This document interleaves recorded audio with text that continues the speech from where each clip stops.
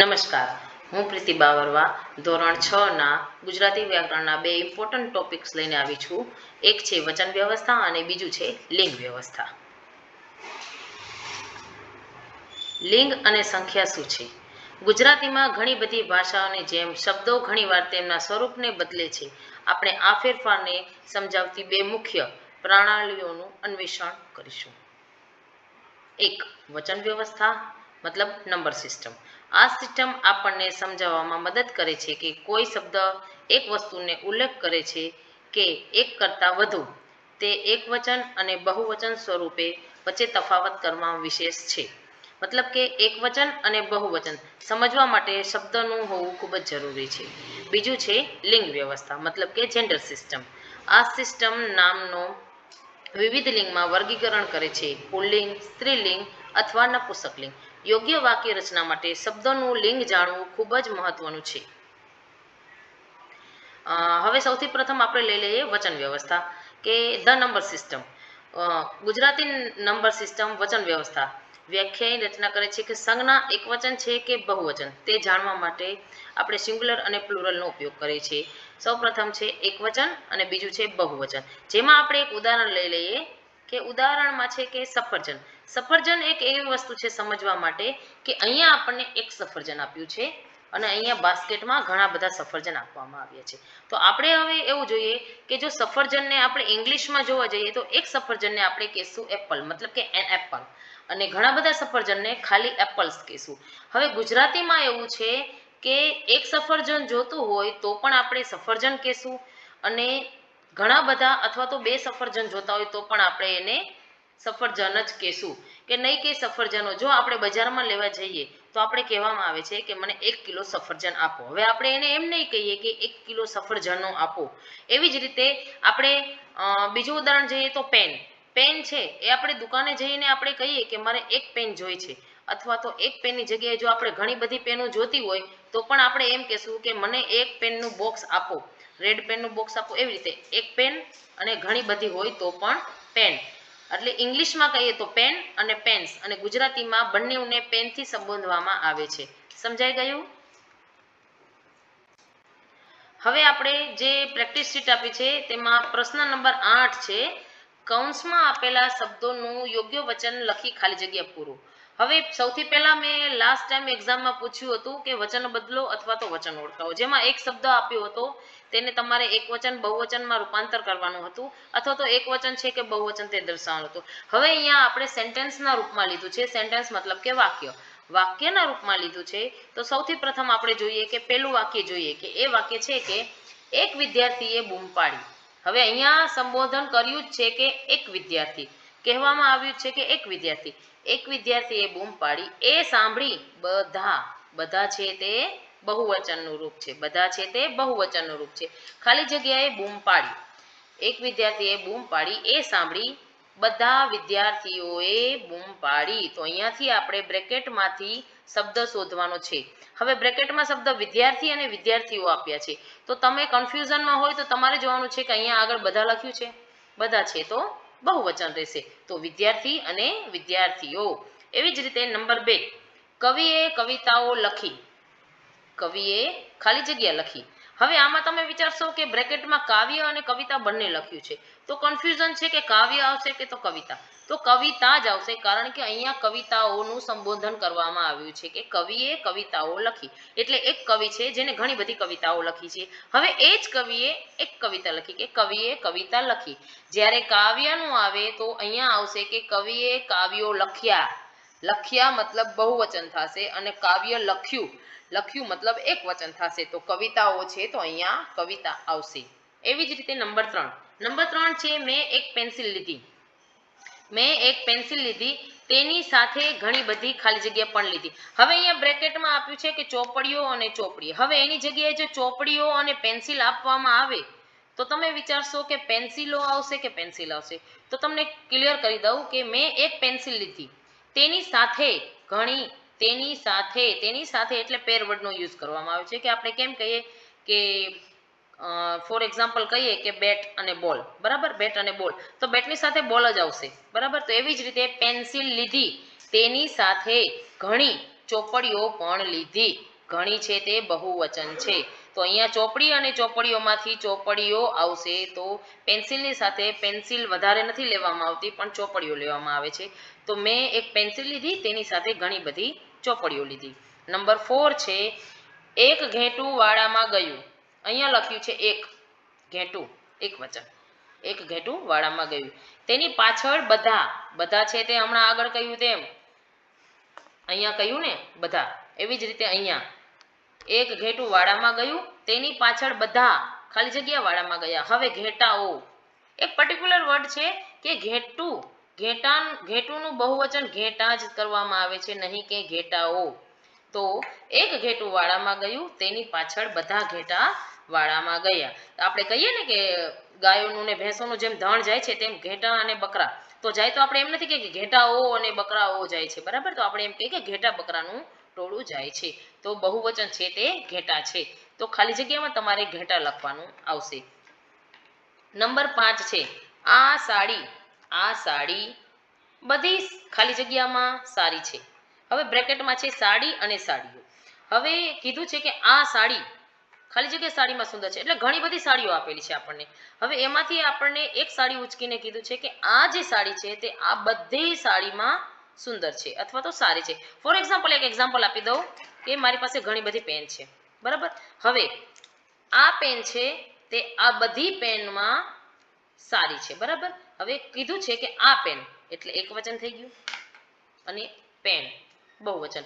Pen છે એક વચન અને બહુવચન બંનેમાં આવશે, પણ ત્યારે આપણે ક્વોન્ટિટી જોવાની છે કે કઈ જગ્યાએ વધારે પેનનો યુઝ થયો છે અને કઈ જગ્યાએ એક પેનનો યુઝ થયો છે. એવી જ રીતે છે કે સાડીનો ઢગલો છે, તેમાંથી એક સાડી ઉચકીને કીધું છે કે આ સાડી આ બધી સાડીમાં સારી છે. તો અહીંયા આવશે સાડીઓ. નંબર 6 છે આ ખાલી જગ્યા બધી છોકરીઓમાં સુંદર છે. હવે આખો ક્લાસ વર્ગખંડ છોકરીઓથી ભરેલો છે. હવે એમાં એક વિદ્યાર્થીનીને ઊભું કરીને આપણે કહેવામાં આવે કે આ છોકરી બધી છોકરીઓમાં સુંદર છોકરી છે. ખરેખર છોકરીઓ સુંદર જ હોય છે. સાથે સાથે વિદ્યાર્થીમાં છોકરાને એવું નથી સમજવાનું કે છોકરીઓ સુંદર છે. છોકરાઓ જે છે તે સ્માર્ટ છે. ઓકે, તો છોકરાઓ બધા સ્માર્ટ છે. હવે અહીંયા કહ્યું છે કે આ ખાલી જગ્યા બધી છોકરીઓમાં સુંદર છે, એટલે કે આ છોકરી. હવે કીધું છે આ એટલે એકને દર્શાવે છે કે આ છોકરી. હવે બધી એટલે બહુવચન. હવે બહુવચનનો આન્સર અહીંયા લખેલો છે, તો આપણે એક વચનનો આન્સર આવશે છોકરી, નહીં કે છોકરાઓ. કે આ છોકરી બધી છોકરીઓમાં સુંદર છે. નંબર 7 શેરીમાં કૂતરાઓ ભસતા, શેરીમાં કૂતરાઓને ભસતા સાંભળી મારો ખાલી જગ્યા પણ ભસવા લાગ્યો. ઓબ્વિયસલી કે મારો એટલે આપણે એક વચનના રૂપમાં આપણે એક જ કૂતરો હોય ઘરે, પેટ ડોગ જે રાખીએ આપણે એક જ રાખીએ, નહીં કે ઘણા બધા રાખીએ. તો શેરીમાં ઘણા બધા કૂતરા ભસતા હતા. તેને જોઈને આપણા આંગણે જે કૂતરો બાંધ્યો છે તે પણ ભસવા લાગ્યો. કેમ કે આપણે જઈએ ને કે એક કૂતરું હોય જે અજાણી શેરીમાં જાય તો ત્યાં શેરીના બધા કૂતરાઓ ભસવા લાગે, તો તેને જોઈને આ એક કૂતરો પણ ભસવા લાગે. એવી જ રીતે છે. હવે નંબર 8 જે છે અહીંયા ચકલી દાણા ચણે છે. અહીંયા એટલે અહીંયા, બરાબર. અહીંયા ચકલી દાણા ચણે છે. હવે ત્યાં ઘણી બધી, તમને આ ઉપર સમજાવ્યું એમ કે બધા એટલે વધારે બહુવચન, ઘણી બધી કીધું એટલે ઓબ્વિયસલી બહુવચન. ઘણી બધી ખાલી જગ્યા દાણા ચણે છે, તો નહીં કે ચકલા પણ શું આવશે ચકલીઓ. અહીંયા એક ચકલી દાણા ચણે છે અને ત્યાં ઘણી બધી ચકલીઓ દાણા ચણે છે. ક્લિયર થઈ ગયું? સમજાઈ ગયું? મોસ્ટ ઇમ્પોર્ટન્ટ ટોપિક છે, તો વર્કશીટ લઈને બેસવું અને સમજવું. બીજું છે લિંગ વ્યવસ્થા, ધ જેન્ડર સિસ્ટમ. ઓકે, લિંગ વ્યવસ્થા નર, નારી અને નાન્યતરનો ભેદ બતાવનાર ચિહ્નને લિંગ વ્યવસ્થા કહે છે. નર, નારી અને નાન્યતર, this is the most important. Okay, નર, નારી અને નાન્યતરનો ભેદ બતાવનાર ચિહ્નને લિંગ કહે છે. લિંગના મુખ્ય 3 પ્રકાર છે. લિંગના મુખ્ય 3 પ્રકાર છે: પુલ્લિંગ, સ્ત્રીલિંગ અને નપુંસકલિંગ. 3 પ્રકારની લિંગ છે. હવે આ લિંગ ક્યારે વપરાય છે તે આપણે જોઈ લઈએ. કે ફર્સ્ટ છે પુલ્લિંગ. પુલ્લિંગ જે છે તે નર જાતિ માટે વપરાય છે, સ્ત્રીલિંગ નારી જાતિ માટે અને નપુંસકલિંગ નાન્યતર જાતિ માટે. તો પુલ્લિંગ એટલે પુલ્લિંગ જ્યારે આપણે સમજવું હોય ત્યારે આપણે પ્રશ્ન પૂછવા માટે કેવો શબ્દનો ઉપયોગ કરીએ છીએ. કેવો શબ્દનો ઉપયોગ કરીએ છીએ કે કેવો પ્રશ્ન પૂછવાથી જવાબ મળ્યો તે પુલ્લિંગ શબ્દ છે. ગમે તે વર્ડ લઈ લઈએ તો આપણે જ્યારે પૂછવું હોય તો આપણો ધારો કે દેશ છે ભારત, તો ભારત કેવો દેશ છે, તો આવ્યું કેવો, તો કેવો જે છે તે પુલ્લિંગ, તો ભારત છે તે પુલ્લિંગ છે. ઓકે, નંબર 2 ઉપર છે સ્ત્રીલિંગ. સ્ત્રીલિંગ તો કેવી, કેવી શબ્દનો ઉપયોગ કરીને પ્રશ્ન પૂછવાથી તે સ્ત્રીલિંગ સમજાય છે. મતલબ કે કેવી પ્રશ્ન પૂછવાથી જવાબ મળ્યો તે સ્ત્રીલિંગ છે. કે નદી લઈ લઈએ આપણે, કે આ નદી વહે છે, તો નદી કેવી હોય, બરાબર. નદી કેવો કે કેવું ના હોય, નદીને જો પૂછવું હોય તો નદી કેવી હોય, કેવી નદી, બરાબર. હવે થર્ડ છે નપુંસકલિંગ. નપુંસકલિંગ એટલે નાન્યતર જાતિના, જે નર પણ નથી અને માદા પણ નથી. નર મતલબ પુલ્લિંગ નથી અને માદા મતલબ સ્ત્રીલિંગ. પુલ્લિંગ અથવા તો સ્ત્રીલિંગ બેમાંથી એક પણ નથી, તે શબ્દને શું કહેવાય છે? નાન્યતર જાતિ. શબ્દો નપુંસકલિંગ હોય છે, બરાબર. તો કેવું, આ છે કેવું. કેવું પ્રશ્ન પૂછવાથી જવાબ મળ્યો તેને નપુંસકલિંગ કહેવાય છે. ફોર એક્ઝામ્પલ ડસ્ટર લઈ લઈએ, તો ડસ્ટર છે એને આપણે એમ કહીશું કે કેવો ડસ્ટર છે? નહીં. કેવી ડસ્ટર છે? ના. તો કેવું ડસ્ટર છે, બરાબર. તો તે છે નપુંસકલિંગ. લિંગ સમજવા માટે તમને યોગ્ય વિશેષણો, ક્રિયાપદો અને નામ સાથે સંબંધ થતા અન્ય શબ્દોનો ઉપયોગ કરવામાં મદદ મળે છે. મતલબ કે તમારે જ્યારે ગ્રામરનો કોન્સેપ્ટ ક્લિયર કરવો હોય તો લિંગ વ્યવસ્થા મોસ્ટ ઇમ્પોર્ટન્ટ છે. જ્યારે તમને લિંગ સમજાઈ જશે તો તમને તેની સાથે વિશેષણ, ક્રિયાપદ અને નામ એટલે સંજ્ઞા, તમે જે નાઉન કહો છો તે પણ તેની સાથે સાથે ક્લિયર થઈ જશે. હવે આપણે રોજિંદા જીવનમાં વપરાતા શબ્દોનો ઉપયોગ જે લિંગમાં રીતે કરીએ છીએ તે લઈ લઈએ. તેમાં આપણે 3 પ્રકાર, હમણાં કહ્યું એમ કે પુલ્લિંગ, સ્ત્રીલિંગ અને નપુંસકલિંગ, બરાબર. હવે પુલ્લિંગ, સ્ત્રીલિંગ અને નપુંસકલિંગ. ફોર એક્ઝામ્પલ પુલ્લિંગના ઉદાહરણ આપણે જોઈએ કે પહેલું છે છોકરો. તો છોકરાને આપણે સંબોધન કરવું હોય તો છોકરો કેવો, બરાબર. કેવો કહેશું. છોકરી કે, છોકરો કેવી નહીં ચાલે, છોકરો કેવું નહીં ચાલે, પણ કેવો. તો છોકરો છે એ કેવો. પછી માળો, માળો એટલે નેસ્ટ, માળો કેવો, જે પક્ષી બનાવે છે ને તે માળો, માળો કેવો. હવે માળાને આપણે એમ કેવું હોય કે માળો કેવી, નહીં ચાલે. માળો કેવું નહીં, તો માળો કેવો. એવી જ રીતે પંખો કેવો, સૂર્ય કેવો, બરાબર. આ છે આપણા રોજિંદા જીવનમાં વપરાતા શબ્દ, જેને આપણે પુલ્લિંગના રૂપમાં યુઝ કરીએ છીએ. બીજું છે સ્ત્રીલિંગ. સ્ત્રીલિંગમાં છે છોકરી. હવે છોકરી જે છે, અહીંયા છોકરી લખ્યું છે પણ છોકરીની જગ્યાએ કોઈ છોકરીનું નામ પણ આવે કે રાધા છે, મીરા છે, બરાબર. તો છોકરી તો કેવી હોય. છોકરીને આપણે એમ કહીશું છોકરી કેવો છે, રાધા કેવો છે, નહીં, રાધા કેવી છે, બરાબર. હવે એની સાથે છે દિવાલ. આપણે જે પાછળ જે દિવાલ આપી છે દિવાલ, દિવાલ કેવી, બરાબર. દિવાલ કેવી છે, દિવાલ કેવો છે કે દિવાલ કેવું છે નહીં આવે, તેની જગ્યાએ આવશે દિવાલ કેવી. હવે અહીંયા છે ચોપડી, તો ચોપડી કેવી. જે શબ્દ હોય તેને કેવો, કેવી અને કેવુંથી જોડીને જોવાનું છે કે તેની સાથે શું મેચ થાય છે, બરાબર. લાસ્ટ છે નદી, હમણાં મેં કીધું એમ કે નદી કેવી, બરાબર. તો આ છે સ્ત્રીલિંગ. હવે નપુંસકલિંગ જોઈએ કે નપુંસકલિંગ જે નર પણ નથી અને નારી પણ નથી, તો ઘર. ઘર, ઘર જે છે એને આપણે એમ નહીં કે કેવો ઘર છે, કેવી ઘર છે, તો આપણે એના માટે વાપરશું કેવું ઘર, બરાબર. કેવું ઘર છે, સુંદર ઘર છે, કેવું ઘર છે, તો તે છે નપુંસકલિંગ. પછી છે પુસ્તક. જો અહીંયા જોવો, અહીંયા છે ચોપડી, કે છે ચોપડી એટલે બુક થાય અને પુસ્તક એટલે પણ બુક થાય. પણ આમાં એક ડિફરન્ટ એ છે કે ચોપડીને આપણે એમ કહીએ કેવી ચોપડી છે અને પુસ્તકને આપણે એમ નહીં કહીએ કે કેવી પુસ્તક છે. પુસ્તક માટે પર્ટિક્યુલર વર્ડ છે કે કેવું પુસ્તક છે. જ્યારે પુસ્તક લખવામાં આવે ત્યારે તે નપુંસકલિંગમાં જશે અને જ્યારે ચોપડી લખવામાં આવે ત્યારે તે સ્ત્રીલિંગમાં જશે. ધ્યાન રાખવું ખૂબ જ જરૂરી છે. હવે આવ્યું સફરજન. સફરજન કેવું, ઓકે.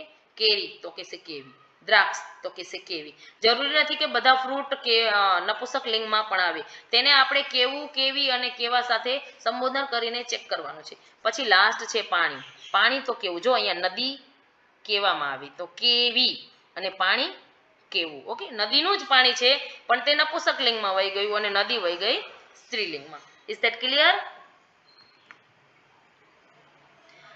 હવે પ્રેક્ટિસ શીટમાં ક્વેશ્ચન નંબર 7 લઈ લઈએ, જેમાં આપ્યું છે કે નીચે આપેલા વાક્યોમાંથી માગ્ય મુજબ લિંગ નીચે રેખા દોરી લખો. લિંગ નીચે રેખા દોરી લખો, કે તમને એક સેન્ટેન્સ આપ્યું હશે, તે સેન્ટેન્સમાં તમને એક બ્રેકેટમાં લાસ્ટમાં આપ્યું છે કે સ્ત્રીલિંગ શોધો અથવા તો પુલ્લિંગ શોધો અથવા તો નપુંસકલિંગ શોધો. હવે તેમાં આપણે જોશું કે પહેલું છે કે રમેશ માળા ફેરવે છે. હવે અહીંયા બ્રેકેટમાં આપ્યું છે સ્ત્રીલિંગ, ઓકે. જે આ શબ્દ છે, આખું વાક્ય છે, તેમાંથી તમારે સ્ત્રીલિંગ શોધવાનું છે.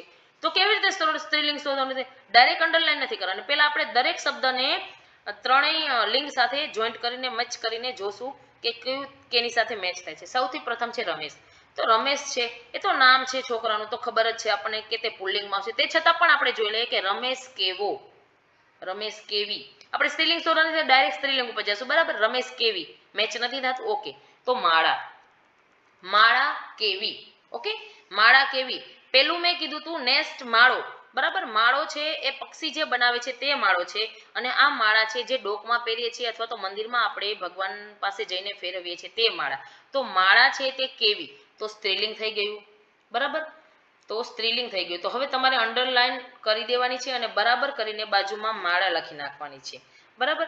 તો હવે જ્યારે એક જ વાક્યમાં તમને સ્ત્રીલિંગ અને પુલ્લિંગ બંને શોધવાનું કે, તો પુલ્લિંગમાં જશે રમેશ અને સ્ત્રીલિંગમાં જશે માળા. પણ આપણે અત્યારે ખાલી સ્ત્રીલિંગ શોધવાનું છે, તો માળા.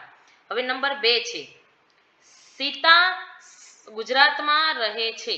સીતા ગુજરાતમાં રહે છે, એમાં આપણે શોધવાનું છે નપુંસકલિંગ. હવે ખબર જ છે કે સીતા, સીધા છે એ છોકરીનું નામ છે, પર્ટિક્યુલર વર્ડ થઈ ગયું કે સીતા છે એ છોકરીનું નામ છે, તો સીતા છે એ સ્ત્રીલિંગ જ છે, પુલ્લિંગમાં તો આવશે નહીં. તો હવે આવ્યું ગુજરાત. ગુજરાત, તો ગુજરાત રાજ્ય કેવું, ગુજરાત રાજ્ય કેવું. હમણાં કીધું તો એમ કે ભારત દેશ, તો કેવો, બરાબર. તો એ પુલ્લિંગમાં જશે, પણ ગુજરાત રાજ્ય કેવું. હવે ગુજરાત રાજ્ય કેવો કહેશું નહીં, ગુજરાત રાજ્ય કેવું કેવી કહેશું નહીં, પણ ગુજરાત રાજ્ય કેવું, તો તે થઈ જશે નપુંસકલિંગ. તો ગુજરાત રાજ્ય નીચે, ગુજરાત નીચે અંડરલાઈન કરીને ઇક્વલ કરીને તમારે લખવાનું છે ગુજરાત, ઓકે. આમ ભીંદેમાં આમ આખું આમ ડગે કેમેરો ખાલી ખાલી આમ હર વ્યક્તિ કરીશ ને તો થઈ શકે. હવે નંબર 3 છે કે ચિંતને ખીચડી ખાધી. ચિંતને ખીચડી ખાધી. હવે એમાં આપણે શોધવાનું છે પુલ્લિંગ. ઓબ્વિયસલી ખબર જ છે કે ચિંતન છે એ છોકરાનું નામ છે. નામની જગ્યાએ જો એમ આવે કે મેં ખીચડી ખાધી, હવે આમાંથી હું તમને એમ કહું કે સ્ત્રીલિંગ શોધો, તો મેં તો આવશે નહીં સ્ત્રીલિંગ પુલ્લિંગ નપુંસકલિંગમાં. તો હવે વધ્યું ખીચડી. તો ખીચડી જે છે, ખીચડી કેવો નહીં ચાલે, ખીચડી કેવી હા ચાલશે. તો ખીચડી કેવી, તો તે સ્ત્રીલિંગ થશે. પણ અહીંયા આપણે પુલ્લિંગ શોધવાનું છે, તો ચિંતને ખીચડી ખાધી, તો ચિંતન છે તે પુલ્લિંગ છે, છોકરાનું નામ છે. તો ઇઝ ઇક્વલ, મતલબ underline the word and is equal ચિંતને. નંબર 4 અજય બંદૂક લાવ્યો. આમાં પણ સેમ છે, આપણે પુલ્લિંગ શોધવાનું છે. બધાને ખબર છે અજય જે છે તે નામ છે, છોકરાનું નામ છે, તો તે અજય છે તે પુલ્લિંગમાં જશે. તો અંડરલાઈન કરીને ઇક્વલ કરીને અજય લખવાનું રહેશે. નંબર 5 મારે શાળાએ જવું છે. મારે શાળાએ જવું છે, અથવા તો તમને એમ કે કનુ શાળા જાય છે અથવા કનુ શાળાએ ગયો હતો. તો હવે આમાં તમને સ્ત્રીલિંગ શોધવાનું કે, તો કનુ લેવાનું છે. પહેલા આપણે કનુ ઉદાહરણના રૂપમાં લઈ લઈએ કે કનુ, કનુ જે છે, બરાબર. કનુ, કનુ જે છે તે છોકરાનું નામ છે, તો કનુ આપણે શોધવાનું છે સ્ત્રીલિંગ. કનુ કેવી નહીં ચાલે, કનુ કેવો, ઓકે. તો કેવો તે પુલ્લિંગ છે, તો પુલ્લિંગ મળી ગયું. હવે આમાં જો આપણને શોધવામાં આવે કે સ્ત્રીલિંગ શોધવું છે, તો શાળા, તો શાળા કેવો નહીં ચાલે, શાળા કેવી હા, તો શાળા કેવી છે, બરાબર. તો શાળા જે છે તે સ્ત્રીલિંગમાં જશે. હવે જો નપુંસકલિંગમાં જોઈએ કે શાળા કેવું, કેવું પણ નહીં આવે અને કેવો પણ નહીં આવે, તેની જગ્યાએ આવશે કેવી. તો શાળા જે છે તે કેવી થઈ ગઈ. નંબર 6 ચકલી માળો બનાવે છે. ચકલી માળો બનાવે છે, આમાં આપણે પુલ્લિંગ શોધવાનું છે. અહીંયા જુઓ, મેં અહીંયા માળા કીધી હતી, તો તે થઈ ગયું સ્ત્રીલિંગ. માળા કઈ માળા, પહેરવાની અથવા તો ફેરવવાની. અહીંયા ચકલી બનાવે છે, શું બનાવે છે, માળો.